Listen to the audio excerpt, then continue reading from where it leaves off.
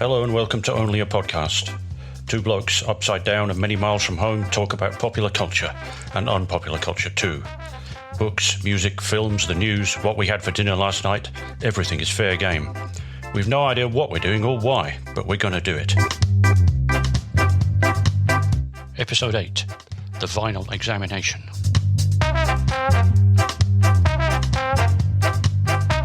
Right, hello everyone. Welcome back after our Christmas and New Year break. We are back despite public demand. We are. Say hello, Captain. Hello, Captain. It's been a long time. It's been over a month, since the last one, which was the James Bond one, which went down very well. Yeah. I'm quite pleased with how that one went. Got some good feedback. We will have a follow-up to that at some point, won't we? Yeah, I think we're going to do that. It's I'm going to mention it today, but we should have a proper examination, exegesis, or whatever you want to call it. Oh, that's a good word. Steady on. Oh, no.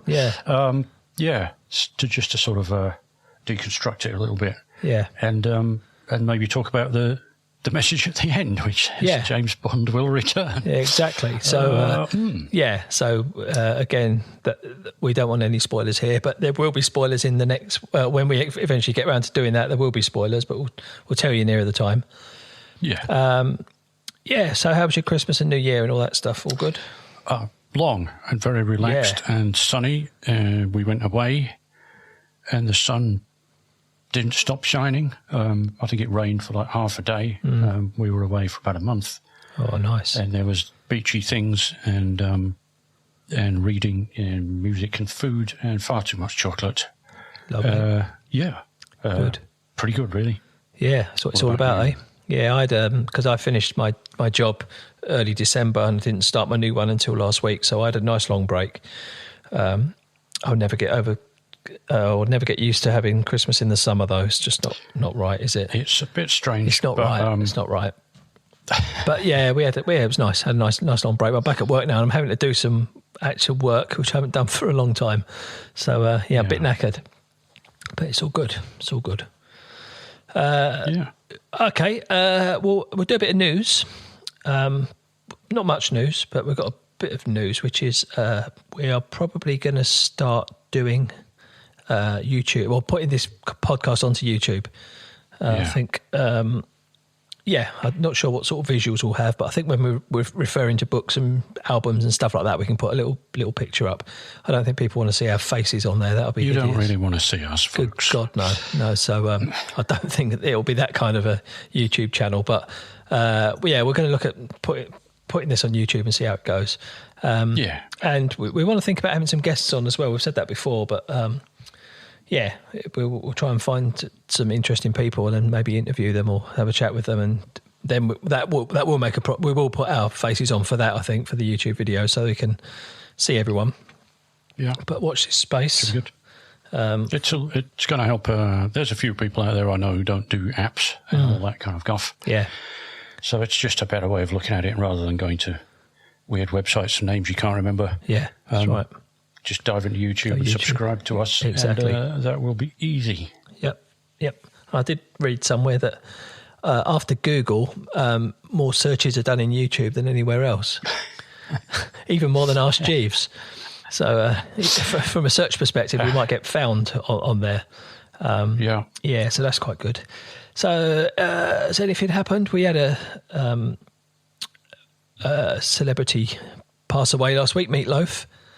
So we thought we should mention that. I don't really have a lot to say about Meat Loaf. He's just always been there, and I wasn't really. There was almost. I think I said on the socials that it was almost exactly the wrong time for me when Meat Loaf popped up. I think if I'd have been slightly younger, or maybe quite a bit older, because I was 18 in 1978, and the Clash were all over the place.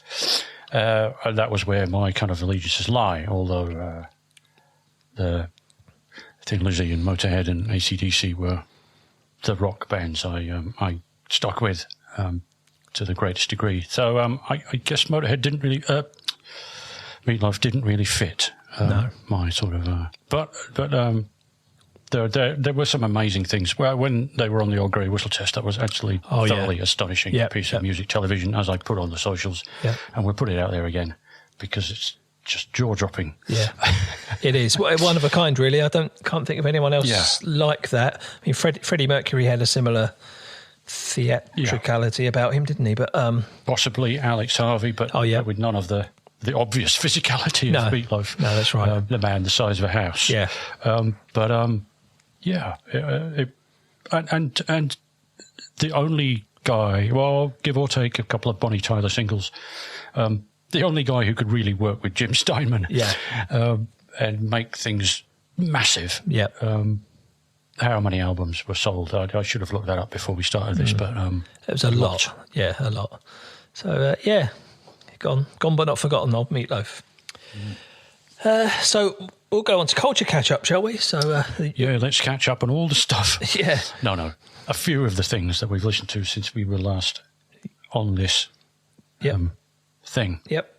Yeah. Should I dive in? You kick off, yeah. Okay. So now that Morrissey's gone bung. He's gone what? He's gone bung.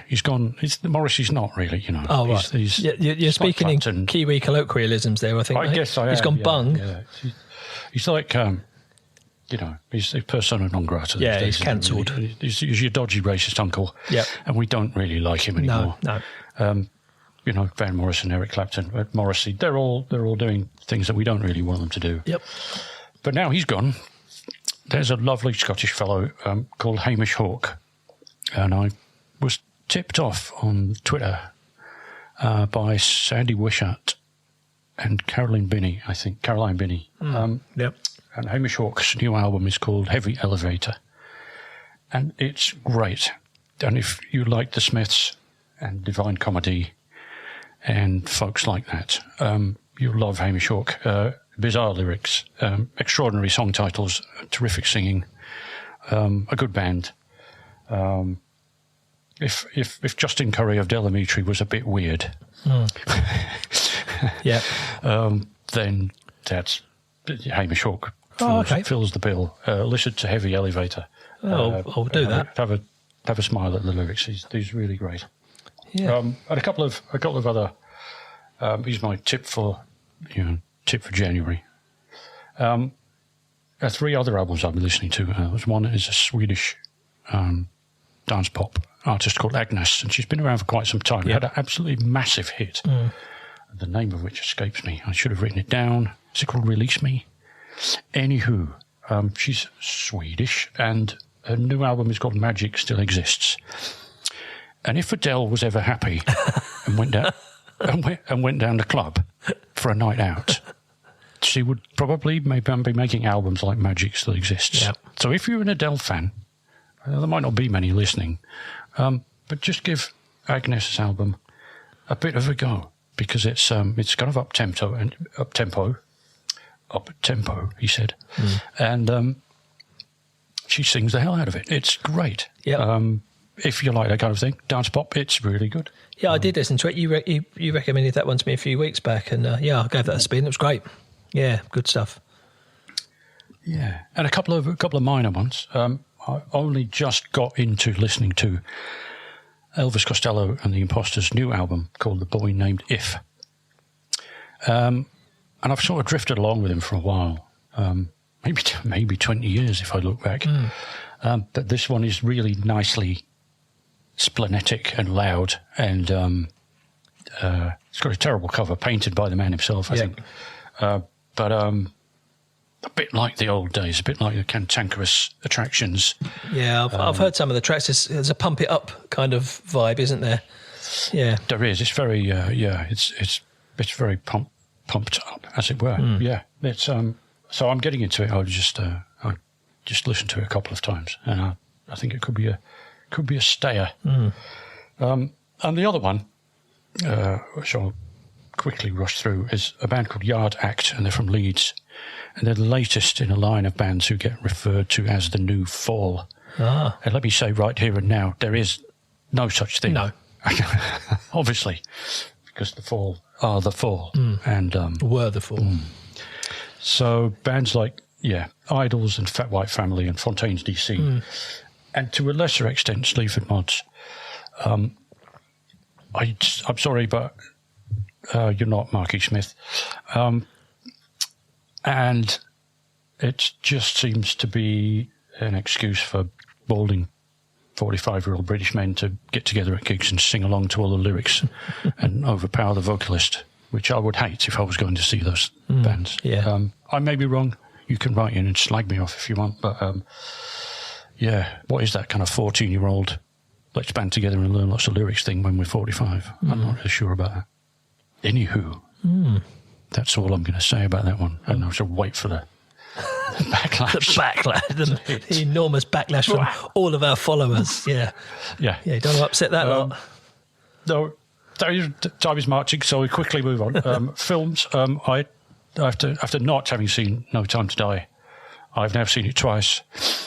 And it could be my favourite Bond film. Yeah. I know we're going to go into this a bit more in future, but the family settled down to watch it yesterday, and they liked it too. Yeah, it's top drawer. We all watched it as a family as well. It was great. Yeah, it's thoroughly great stuff.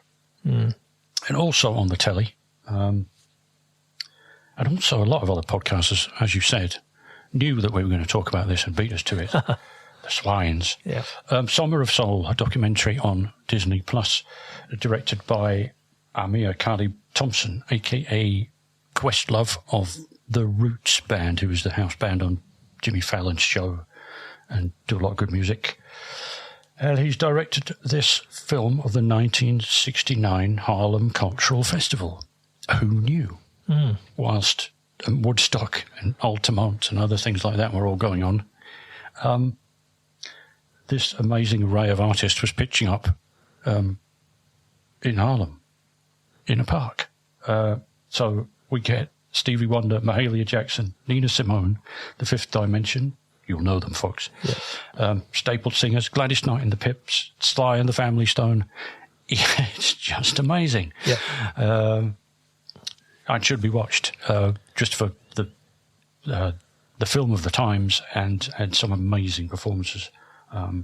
Really good. And why do we not know about this before? Yeah, it's been sitting on the same shelf as the Beatles footage, I guess. But I guess. It's worth watching for Stevie Wonder's drum solo at least. Brilliant. Yeah, it's great. Yeah. Oh, my last one. No, two. There's two more. I'll quickly get them in. Also on Disney Plus, Dopesick, a drama doco, whatever you call them, about the opiate crisis in America, OxyContin and Purdue Pharma and the Sackler family, who are very evil, were very evil.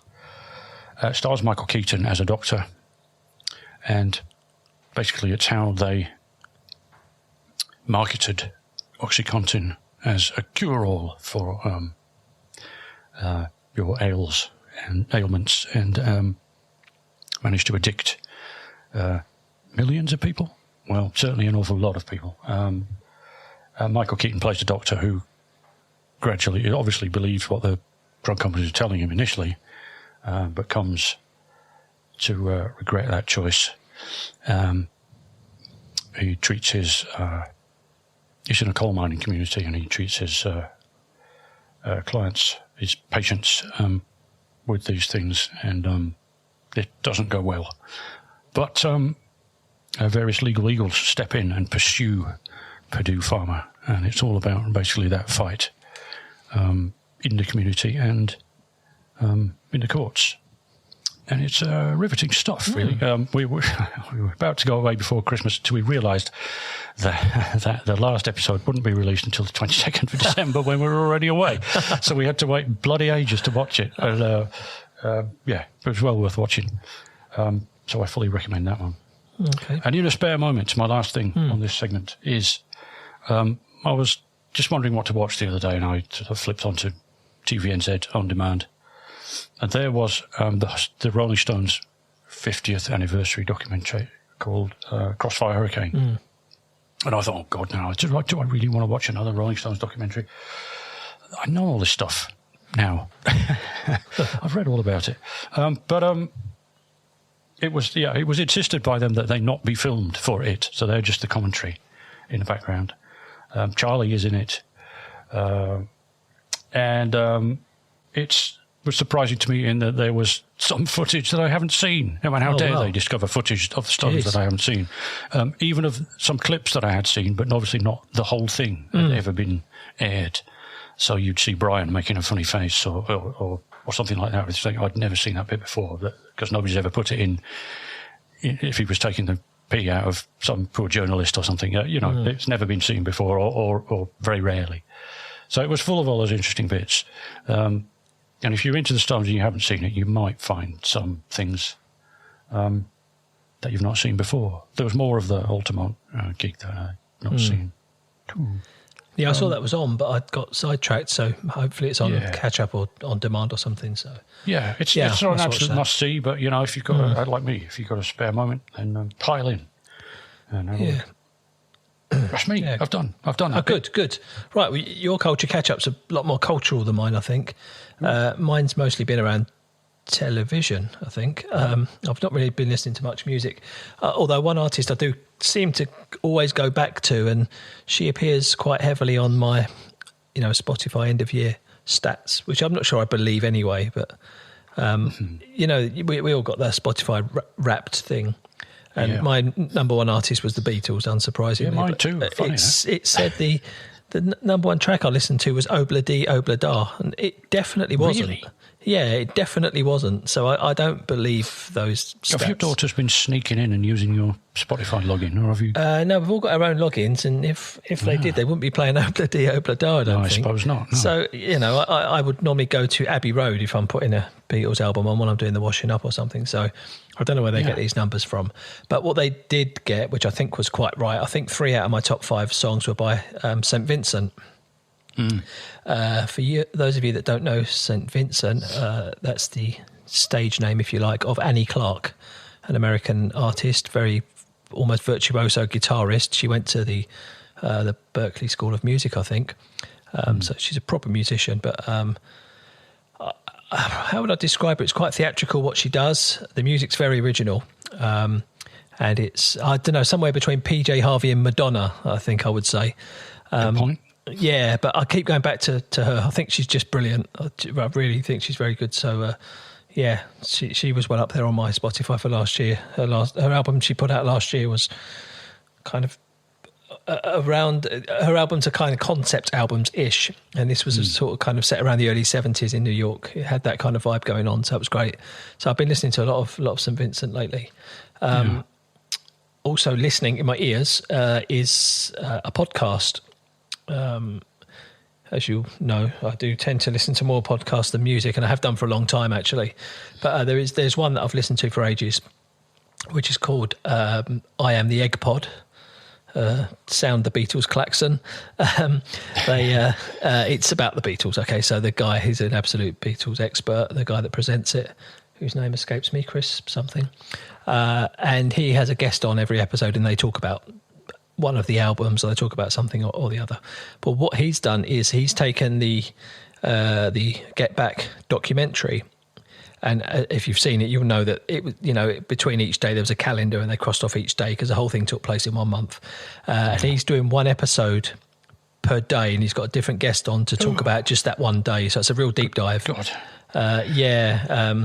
So that was good. And he was releasing them on the day, so the 2nd of January, 3rd of January, so there's one coming out every day. So he's really put some work into this, and it's really, really good. All sorts of different guests on there. Just in case you got tired of talking about Get Back, I haven't got tired of talking about it. I'm just trying to find people that want to talk about it with me. I'm paused about halfway through the 3 at the moment. I've yet to have another rooftop concert. I still must go back to that, but must find the time. I'm coming towards the end of my 3rd viewing now of the whole thing, and I'm going to revisit Anthology, which we've never really mentioned before. I've got the box set of that, the DVDs, but I don't remember it. I mean, I watched it avidly at the time, but I don't remember much about it now. So that's got to be well worth a revisit to see how that all fits in with what we've seen recently. So, I Am The Eggpod. Go on. We can roll it up in the next show, basically, when we do catch up on things like that. Yeah, definitely. It's been a bit of TV. So I've finished. I got to the end of a Ted Lasso. Yeah, I think I said on the previous episode I'd started watching it. I don't know if you've watched it, Captain. Have you? I don't think you. No, not yet. We haven't ventured into what's it on? It's on Apple TV. Apple TV. Yeah, we haven't stumped up for that, but we might. Might do that. It's really good. It's a comedy drama thing, and it's just good. The whole family watch it. It's feel good stuff. There's a third series coming. I think they won loads and loads of awards at some big awards ceremony recently. The actors all did really well. So it's good. Also, finally got to the end of Parks and Recreation. That's been an ordeal. It's been a journey. No, they were jumping the shark in that last season. Definitely, it was ready to end, but it was good, thoroughly entertaining. And one that I finished off just yesterday, and I don't know if this will mean anything to you, Captain, but there's a series called Toast of London. Have you ever heard of that? No, it doesn't mean much to me. There's an actor/musician called Matt Berry at Porksmith on Twitter. If you know his face definitely, and you might have seen him in some things. I'm a big fan of his work, and he does this character called Stephen Toast. It's one of these stupid, bizarre, surreal kind of comedies. Who's a voiceover artist/actor in London, and gets himself into all sorts of scrapes. Well, they've just done a series called Toast of Tinseltown, where he went to Hollywood to make it big there, and it was it was good. There was a bit of a cliffhanger ending, really, I guess, but if you like Toast of London, do give Toast of Tinseltown a look at, because it's good fun, really stupid comedy, which I quite like. This season, I think, had a Mighty Boosh sort of feel about it, a little bit more surreal. I was trying to think. That's it for me, culture catch up. I don't know what the hell I've been doing, because I haven't been at work for 5 weeks, but culture-wise, not very much. It looks like, but there we go. So it brings us on to our main topic, I guess, does it? Yeah, the vinyl examination. The vinyl examination. Now, we agonised long and hard. I even looked up on the pun generator vinyl type puns, but nothing came to fruition, or whatever you want to call it. It's a vinyl rant. I try not to rant, but I know you've got lots of thoughts about this as well. So we were just talking offline, but we might explore the issue of vinyl and its popularity these days. Is it popular even? It's just a media kick. So I wrote down a few thoughts about vinyl from things that I've always believed, and other things that have become true because of the way that generating a music format has gone these days. So shall I just dive in? Yeah. I suppose say your bit. I'll interrupt where dive in. Basically, you could just interrupt me. But I know a couple of other people who think this way. But if you want clear, uninterrupted, good sound with no clicking and popping and scratching, then don't get any vinyl. Basically, simple as that. Because it's going to deteriorate eventually. So. I can hear the silence coming through. People are not actually listening to us yet, but I can still hear the approbation and the silence coming through. But vinyl just gets worse as time goes on. You might have noticed that if you get something from a charity shop and stick it on, and all this sand comes out of the grooves and all that kind of thing. But it goes without saying that if you don't want any of that noise stuff, just get a CD or a stream, and you'll be much happier. All that stuff. Was it John Peel quote? Life has surface noise. Well, that's true. So why does your music have to have that as well? I don't know. Anywho, that's just my opinion. But I say get a CD. That might not even be possible these days because certain record companies are concentrating on vinyl and streaming. And despite Rolling Stone's banner headline the other day about how CDs are back. CDs are not back. CDs have had a minor recovery from extremely pathetic sales to slightly pathetic sales. They've gone up for the first time in God knows how long, but not by much. So it's a bit of a, you read the headline, you think, oh, CDs, brilliant.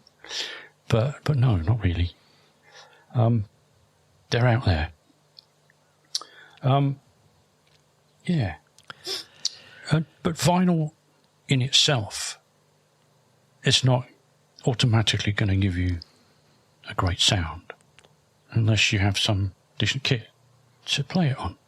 A lot of people these days, because if you've got mobile phones and they've got a tiny speaker in them, and some people are perfectly happy just playing the music from that speaker or from very small speakers, and in no way is it hi-fi, but it's satisfying and it's instant and it's with you. You might even use a pair of headphones, discover how good that is.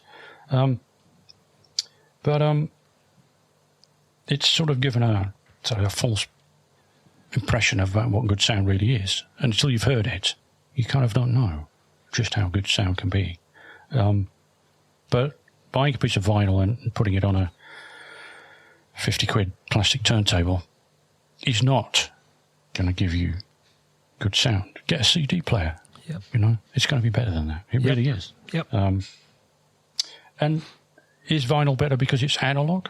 Well, no, not necessarily, because where are the tapes coming from that vinyl was recorded from? Is that it might be a digital tape that's recording all this new vinyl.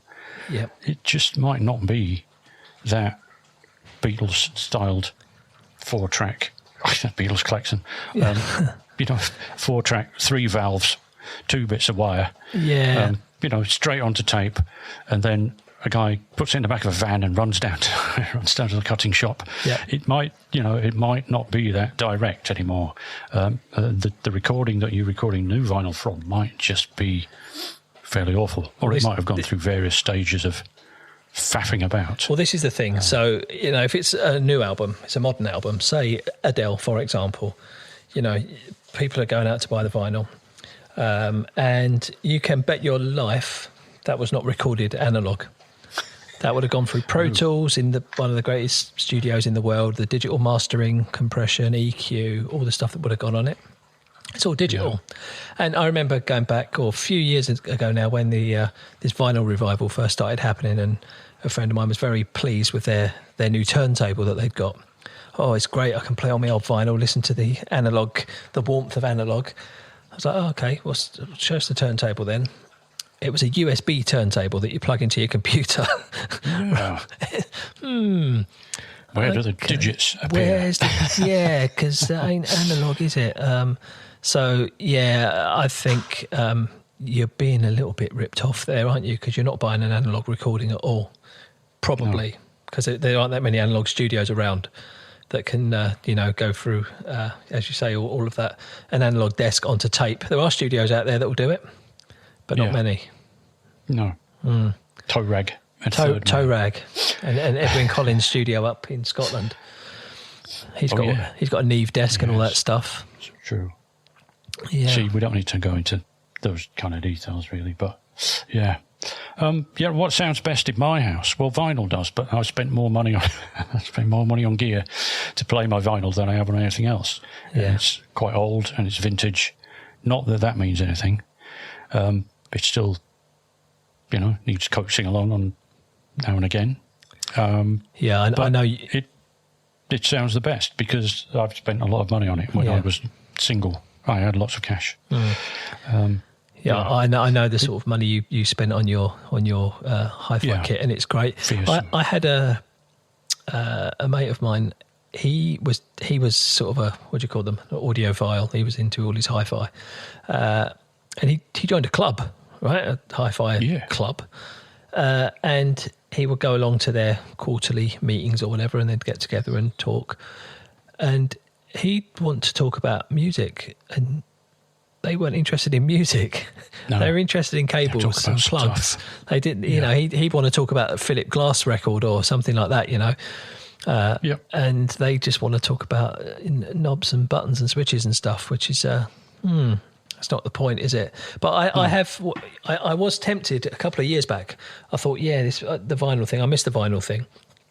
I do miss putting a record on and all that stuff. So, but I was fully aware of everything we've just said. So I thought, okay, maybe what I'll do is I'll find myself an old record player, an old hi-fi somewhere, a second-hand one, obviously, and only buy old records. Yeah. But then I thought, nah. Nah. And I moved on to something else. But I was tempted, but there's no way I was going to buy it. Because how much does a new album cost now on vinyl? £25, is it? Well, we can come to that. Well, let's jump to that bit. Price. I mean, I've written here in large capital letters, how much? With a question mark at the end. There was a case in point over here. Neil Young's 50th anniversary reissue of After the Gold Rush. Classic album. Only Love Can Break Your Heart, Southern Man, all those great tracks. You can probably buy it on a CD, second-hand, for like $5 or something like that. And you should, if you don't have it. But the reissue, vinyl, was the standard album in a box with a single. So that's 13 tracks, and one of which is unreleased. And the price was listed here at $200. £100 of that kind of thing. Maybe currently discounted, I think I looked, to about 90 quid. For an album that was originally released in 1970, what's it? And you can get a CD of for not very much, as I said. That's just not right. No. And as a consequence of that kind of pricing, and don't get me wrong, I like Neil Young, but maybe it's the Warner Brothers thing that does that kind of stuff. But that unfortunately throws the second-hand market out as well. So you can go down the Chazza and find something and pay $25 for it, let's say, in New Zealand, for a scratched-up piece of rubbish. But you can clean it, sir. Yes, I can, but it's still scratched up, and I'm not going to ever make it that much better again, and it's too much. The days of popping down the charity shop and getting an album for £1, well, there might be some out there. I see there's some guys on Twitter that do this. You can write in and slag me off and tell me how many albums you bought the other week for £50. But certainly not here. Charity shops here are not full of all that kind of stuff, and if they are, it's too expensive. You were saying before about hi-fi people that are talking not about the music. It's all about the music. That's what it really should be. It's the source material. And I reached a certain point with my own gear buying where I thought, this is just absurd. I could either double the cost of my current CD player to get a little bit of extra, I don't know, separation out of it or whatever, or I could just go and buy 200 albums. Yeah, exactly. And in the end, that's what I decided. I just would rather stop upgrading this stuff, maybe even downgrade one or two things and buy some other stuff with it. If you've got, if you have to suspend your speaker cables off the floor, it still can thread, and have the room temperature at exactly 19.5 degrees, your turntable faces northeast, and as you say, your speaker plugs are brushed with a special conductive liquid, and you play vinyl at night because the sun makes it sound worse, then stop it. Stop it at once. Buy something that works properly. Yeah. Do it now. Yeah. And buy some more albums as well, and you'll enjoy them. Yeah. Much more, because you won't have to faff about. Yeah. It's that's the thing. Yeah, my the way it went with me. So as a kid, in the 80s, I had records.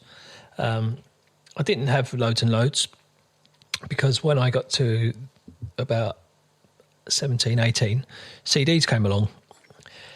So I thought, I'll have some of that. So I got a CD player. I started buying CDs. It was great. I mean, it's easy. We're all dewy-eyed and nostalgic about vinyl, but just remember when CDs came out, it was amazing for a number of reasons. But just at that time, I happened to have a family member who worked in the music biz. He worked for one of the big record labels, and he could get us pretty much any CDs we wanted, if not free, then £1 each or something like that.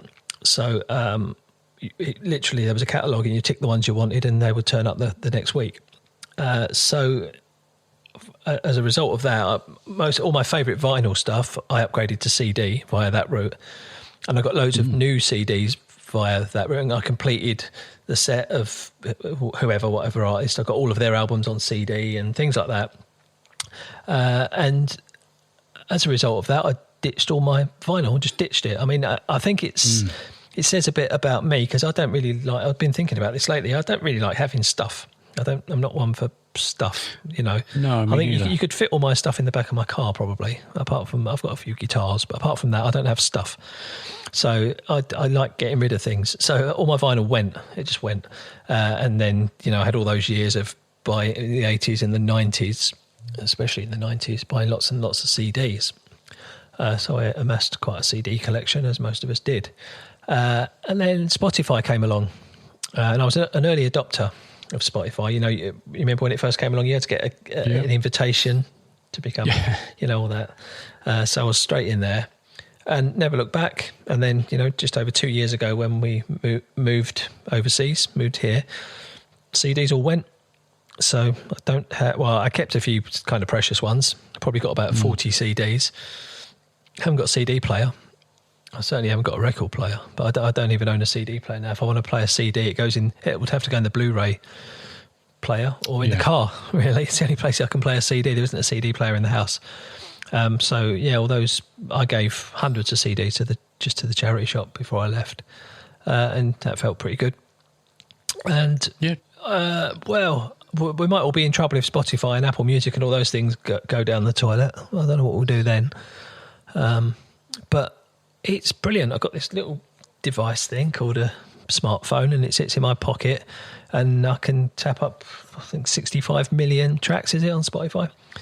They're there under my fingers at any point. Why would I want to go out and buy records and things? I can't comprehend why people go out and spend all that money on records, even second-hand ones, unless they're not on Spotify, of course. I mean, there's the tangible. We talked about this before. There's a tangible aspect of it. It's a piece of art, really, and it's a nice thing to look at while you're listening to it. It's not just albums that are good tangible bits of art as well. You know, CD box sets or whatever. Some of those are really nice. Well, this brings me on to my idea. You know, I said I've got an idea. And it's gonna make me very wealthy, but I will need the buy-in from the record labels on this. Okay. And this might already exist, and I might be making a tit of myself here, but I think this is an original idea. So what the record companies are going to start doing, they're going to sell the album sleeve with the lyric book in it and all the pictures and all that, but no record in it. Ooh. So you sit down with the album sleeve, you hit Spotify. Right, and you get the experience of sitting there reading through the lyrics. Oh, so and so did the saxophone solo on that one. You get all of that tangible experience, the piece of art, but you don't have a record. Yeah. How about that? Well, there's an idea. They're already kind of halfway there, because you know you get a download card with a lot of albums. The album I got for Christmas had a download card in it. Although it probably frustrates a lot of people that you have to break the seal to get the download card out. Oh, God. Because then they've now ruined their precious investment. Yeah, you can't play it, can you? No. Well, they don't have. Some people don't have turntables, but still buy vinyl. Vinyls. They buy vinyls. Vinyls. They buy vinyls. We don't call them vinyls, people. Anyone who listens to this podcast that calls vinyls can stop listening immediately. Take your business elsewhere. How many vinyls have you got? Vinyls. I don't have any vinyls. I have lots of records. Dear. Maybe albums. I'm not sure. Yeah. So no, it's not for me to sort of purely collect things. I'm not a fan of Record Store Day or ploughing down there to get the latest limited edition thing. Yeah. It's not unknown. I do occasionally do it, But if it involves a queue of more than 4 people, I'm not really going to be. I'm not going to be there. I'm going to be giving up. Yeah, too right. And going back home again. It's not too. And coloured vinyl as well too. I've got to get this one in because when I was collecting vinyl back in the old days, coloured vinyl was a bit odd because it didn't sound as good as black vinyl. I'm sure that happened. I'm sure that's not just a false memory. When I bought, you buy a transparent vinyl thing. What did I buy? Cheap Trick Live at the Budokan. It was yellow transparent vinyl. Fantastic. What a great album. But didn't sound that great. No. Because of sort of sketchy transparent yellow stuff. And picture discs. So even to this day, should I buy an album and should it have a coloured version? I don't buy the coloured version. I buy that black one. It's just, I can't take the risk. Yeah. If I'm spending all that money. So what makes you go out and buy an album if it's there on Spotify? Just going back to what you said before about what you got in your collection and all that kind of things. It's the sort of act of putting on the vinyl in the front room, as it were, or the living room, or whatever you want to call it. There's the turntable in the corner. It's not in prime hi-fi position. The speakers are not separated by the designated distance. Yeah. You have to stand a certain distance away and all that. No, it's not there. It's just there. It's in the room. And it's a bit nice of an evening. You have a glass of beer or wine or something and you put a vinyl on. And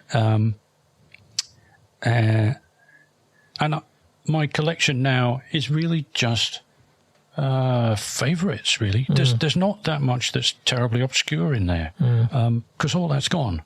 Because I didn't really listen to it that much. If you're gonna have this thing, then you got to use it. Otherwise, get rid of it. Yeah. So,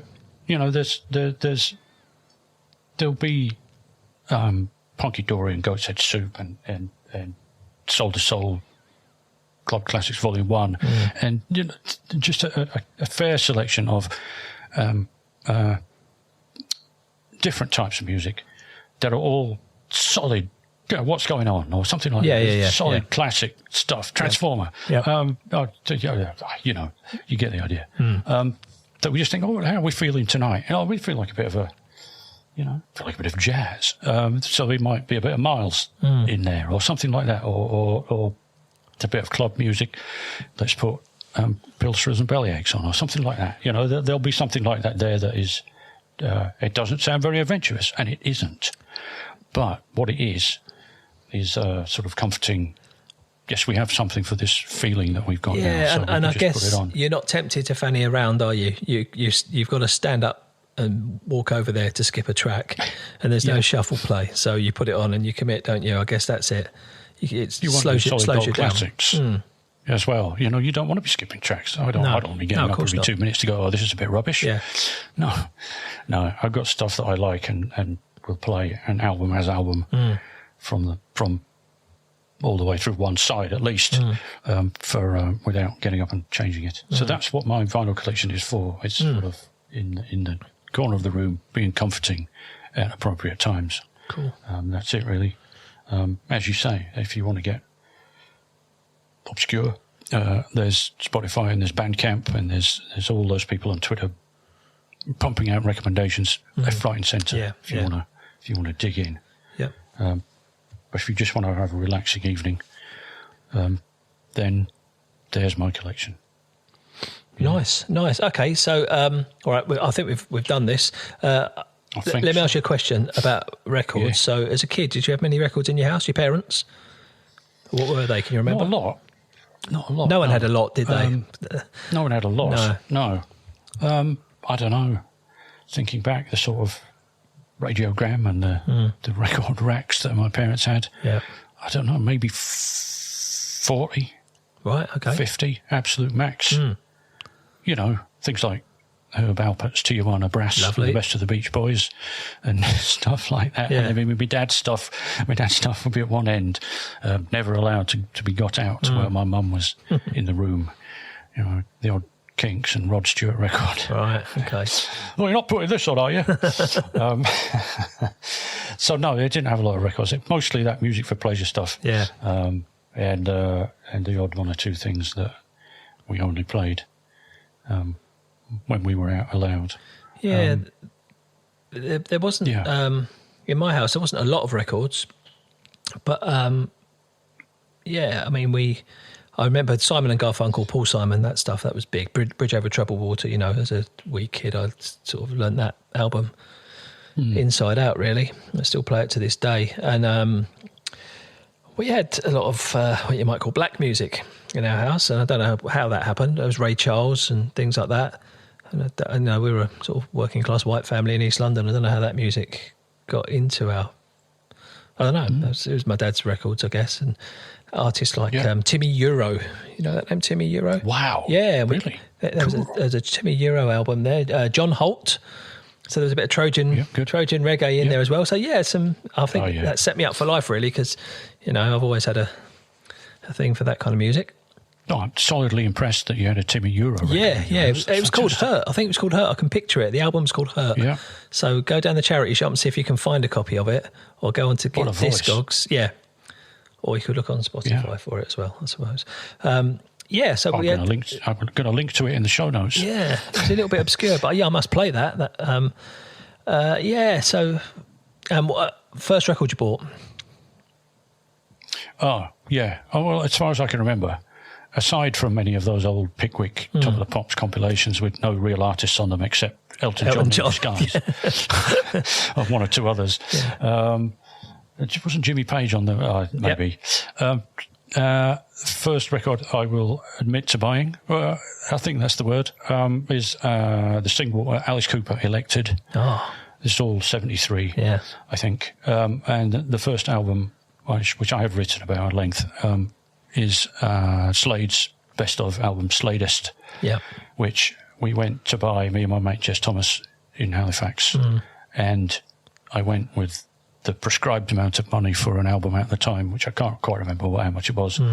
But we were like 30p short or something, so I had to go back to Jess's dad in the car and blag another 30p off him to get this multi-pictured gatefold wonder. Great stuff, yeah. Have you still got it? And I still have it. It's fantastic. Send us a pic. Put a pic up. It's riddled with number ones. Yeah. Well, they had a few number ones, didn't they, back in the day? Absolutely. And they're all on there. And the Christmas single isn't on it. No. But great. So that was the first. That was the first album. Yeah, I remember. Maybe I misremember this. I'm not sure, but would have been about a 5-year-old going down to the shop. It would have been 1975. The West Ham FA Cup record. I don't know if football teams still do records, do they? I guess they don't. But anyway, the West Ham squad, I'm Forever Blowing Bubbles, for the 75 FA Cup final. I remember vaguely that, but then I definitely remember a couple of years later going out to buy Blondie, Parallel Lines. That was the first album, from W.H. Smith in Stratford. And again, what an album, eh? What a great album. Well, I see that's in the collection in my front room. Yeah, because that's I did hang on to that one. I've still got that one. Unbelievable. Yeah, cool. Good stuff. I did we did put a thing out on our Twitter the other day about that. So if anyone sees it and we did want to share your stories, let us know. Yeah. Right, I think we've done this. We've gone on long enough, haven't we? I think it's time ranted about vinyl. So thank you for listening to this. It will be available as a 7-inch single. This particular podcast on vinyl. Now the hipsters are going to go for that, aren't they? Whoa. Okay, write that one down. 7-inch podcast singles. Right. Okay. Make a note of that. I suppose I should tell you about. I've lent my pencil to William Shakespeare. He asked to borrow my pencil. I lent him my pencil and he gave it back, but he bloody chewed up all the end of it, hadn't he? So I can't tell if it's 2B or not 2B. Say goodbye, Captain. Goodbye, Captain. See you soon, folks. Bye now. You've been listening to Only a Podcast. If you would like to get in touch and share your feedback and ideas, we'd love to hear from you. Go to onlyapodcast.com, or you can find us at onlyapodcast on Twitter and Instagram, or via our Facebook page. Remember, it's only a podcast.